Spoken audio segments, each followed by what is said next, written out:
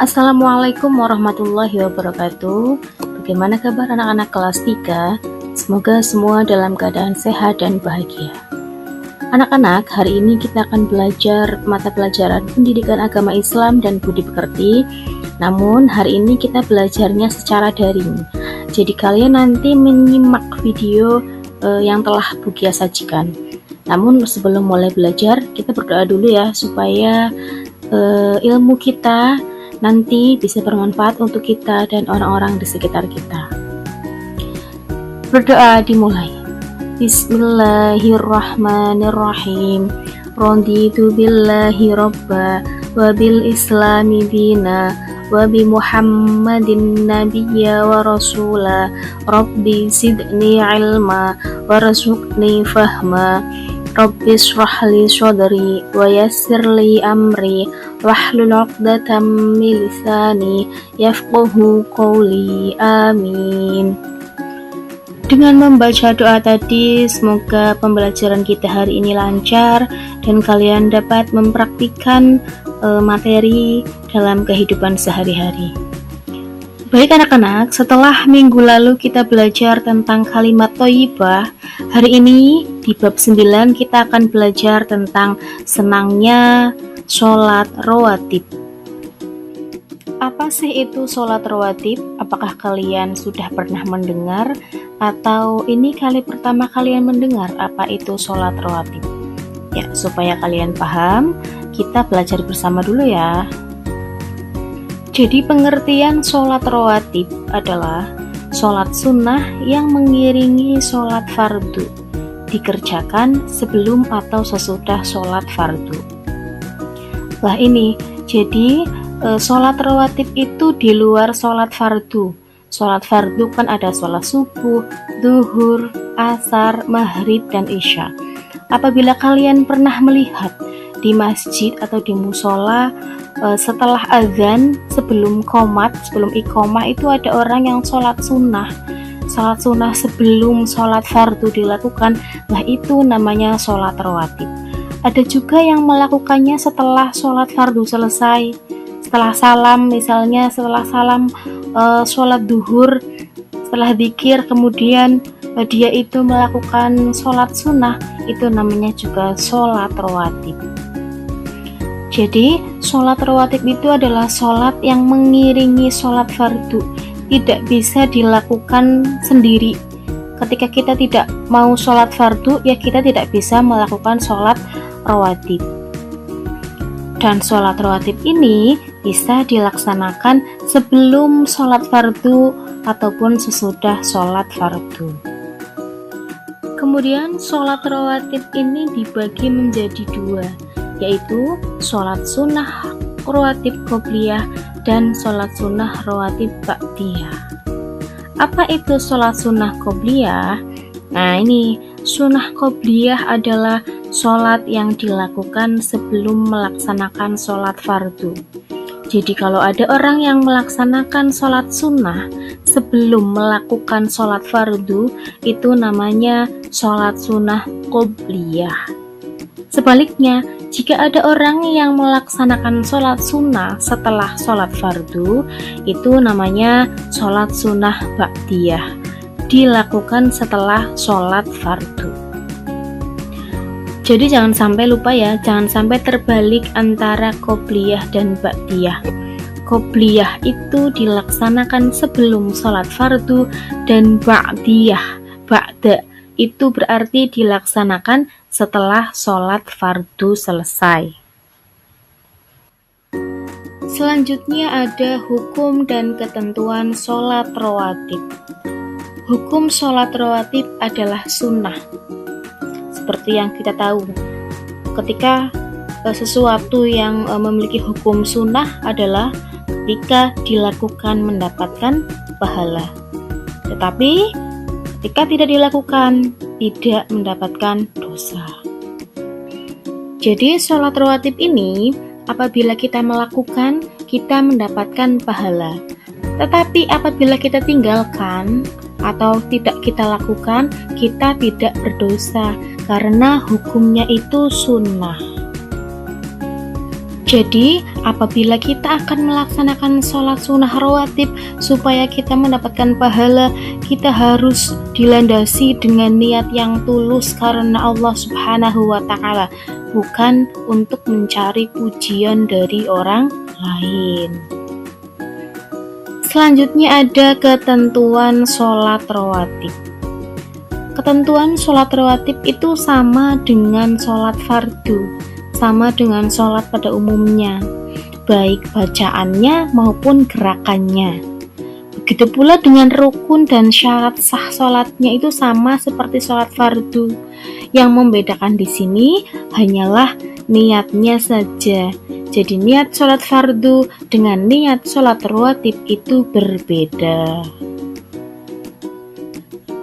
Kemudian di sini ada macam-macam sholat rawatib. Sholat rawatib itu terdiri dari dua macam. Yang pertama adalah sholat rawatib muakkad, dan yang kedua adalah sholat rawatib ghairu muakkad. Keduanya ini berbeda. Yang pertama ada rawatib muakkad, itu adalah sholat sunnah yang sangat dianjurkan atau diutamakan oleh Nabi Muhammad. Apa saja sholatnya? Yang pertama ada qobliyah subuh, berarti sholat rawatib sebelum sholat subuh. Kemudian ada qobliyah duhur, sebelum sholat duhur, ba'diyah duhur, setelah sholat duhur, ba'diyah maghrib, setelah sholat maghrib, dan ba'diyah isya atau setelah sholat isya. Sedangkan sholat sunnah rawatib ghairu muakkad itu sholat yang kurang dianjurkan atau kurang diutamakan oleh Nabi Muhammad untuk dikerjakan. Apa saja sholatnya? Yang pertama ada qobliyah duhur atau sebelum duhur. Kemudian ada ba'diyah duhur atau setelah duhur. Yang ketiga ada 4 rakaat qobliyah asyar, 4 rakaat sebelum sholat asar. Kemudian ada qobliyah maghrib atau sebelum sholat maghrib, dan ada qobliyah isya atau sebelum sholat isya. Lah kenapa ini qobliyah dan ba'diyah duhur kok ada di sholat rawatib muakkad dan ghairu muakkad? Jadi kalau ada orang yang melakukan sholat rawatib 4 rakaat sesudah maupun sebelum sholat duhur itu, yang 2 rakaat terhitung rawatib muakkad, dan yang 2 rakaat lagi terhitung sebagai rawatib ghairu muakkad.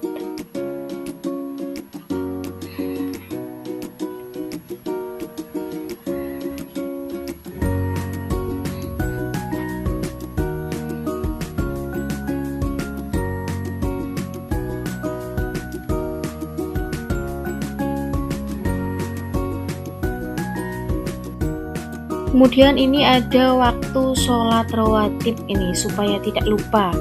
Jadi waktu sholat rawatib itu kita harus hafal, sehingga kalau kita sholat fardu itu kita tidak bingung ini harusnya sholat sunnah sebelumnya atau sesudahnya ya gitu. Kalau sholat subuh ini ada qobliyah subuh 2 rakaat, berarti dilakukan sebelum sholat subuh. Kemudian ada zuhur, qobliyah dan ba'diyah, berarti sebelum sholat duhur itu sholat 2 rakaat, dan setelah sholat duhur juga 2 rakaat. Sholat asar ada qobliyah asar 4 rakaat, berarti sebelum sholat asar dilaksanakan kita melakukan sholat sunnah rawatib 4 rakaat. Kemudian sholat maghrib ada qobliyah dan ba'diyah 2 rakaat, berarti sebelum dan sesudah sholat maghrib kita melaksanakan sholat sunnah rawatib 2 rakaat. Kemudian ada sholat isya, ada qobliyah dan ba'diyah juga sama seperti sholat maghrib, berarti sebelum sholat isya dan sesudah sholat isya kita melaksanakan sholat sunnah rawatib 2 rakaat. Kemudian ada hikmah sholat rawatib di dunia. Ini ada 4 hikmah atau manfaat kita melaksanakan sholat rawatib itu untuk apa sih? Yang pertama ada hidup menjadi lebih tertib. Yang kedua, hidup menjadi teratur dan disiplin. Yang ketiga, meningkatkan kesehatan jasmani. Dan yang keempat, kita menjadi tenang dan tentram. Ya, jadi kalau kita sering melaksanakan sholat rawatib itu kita akan disiplin waktu. Kenapa? Karena ketika kita mendengar azan berkumandang, kita tidak menunda, kita langsung bergegas mengambil air wudhu, kemudian kita pergi ke masjid atau musola.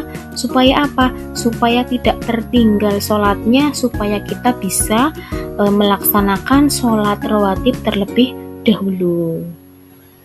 Kemudian meningkatkan kesehatan jasmani. Semakin sering kita sholat, semakin banyak gerakan yang kita lakukan, maka akan membuat badan kita menjadi sehat. Kemudian jiwa kita juga menjadi tenang dan tentram. Karena apa? Karena kita merasa lebih dekat dengan Allah. Kita percaya bahwa Allah adalah maha segalanya. Kita percaya bahwa Allah itu selalu melindungi kita dimanapun kita berada. Selain di dunia, ternyata hikmah atau manfaat sholat rawatib itu juga memiliki keuntungan untuk kita di akhirat. Di antaranya yang pertama ada penyempurna sholat fardu. Kemudian yang kedua, memperbanyak pahala. Semuanya, kita semua itu pasti ingin mendapatkan pahala yang sangat banyak. Lah, sholat rawatib ini bisa menjadi ajang kita untuk memperbanyak pahala. Kemudian penggugur dosa. Sudah barang tentu kita sebagai hamba Allah pasti banyak dosa. Dengan kita sering melaksanakan sholat rawatib, maka Allah bisa menggugurkan dosa-dosa kita. Kemudian yang keempat ada selamat dari api neraka. Yang kelima, ketika kita selamat dari api neraka, maka kita akan mendapatkan surga. Ini yang diimpi-impikan seluruh umat Muslim, pasti ingin terbebas dari api neraka dan ingin mendapatkan surga. Kemudian yang terakhir ada meningkatkan ketakwaan kepada Allah. Ketika kita melaksanakan sholat rawatib, maka kita akan semakin meningkatkan ketakwaan kita. Takwa berarti kita akan lebih melaksanakan dengan rutin perintah-perintah Allah dan juga menjauhi segala larangan-larangan Allah. Kemudian, karena materi sholat rawatib ini sangat banyak ya, supaya kalian cepat hafal, Bu Guru sajikan sebuah lagu, nanti kita nyanyi bersama-sama. Sholat rawatib ada dua, sholat qobliyah dan ba'diyah. Qobliyah itu sebelum sholat, ba'diyah itu setelah sholat. Sholat rawatib hukumnya sunnah, mu'akkad dan khairu mu'akkad. Mu'akkad itu ada 5, khairu mu'akkad juga ada 5. Yang masuk mu'akkad qobliyah subuh, qobliyah zuhur, ba'diyah zuhur, ba'diyah maghrib, qobliyah isya. 5 sholat rawatib mu'akkad, khairu mu'akkad juga ada 5, qobliyah zuhur dan ba'diyah zuhur. 4 rakaat qobliyah asar, qobliyah maghrib dan qobliyah isya. Demikian pembelajaran daring dari Bukia, hanya itu yang dapat Bukia sajikan videonya. Mohon maaf apabila banyak kekurangan dan banyak kesalahan. Jangan lupa lagu yang sudah Bukia ajarkan tadi kamu hafalkan supaya besok ketika sudah berangkat sekolah kalian sudah hafal dan Bukia akan tunjuk satu-satu seperti biasa. Terima kasih sudah menonton. Jangan lupa biasakan sholat rawatib. Ingat, sholat rawatib bukan kewajiban, tapi bukti cinta kepada Allah. Dari Bukia cukup sekian. Wassalamualaikum warahmatullahi wabarakatuh.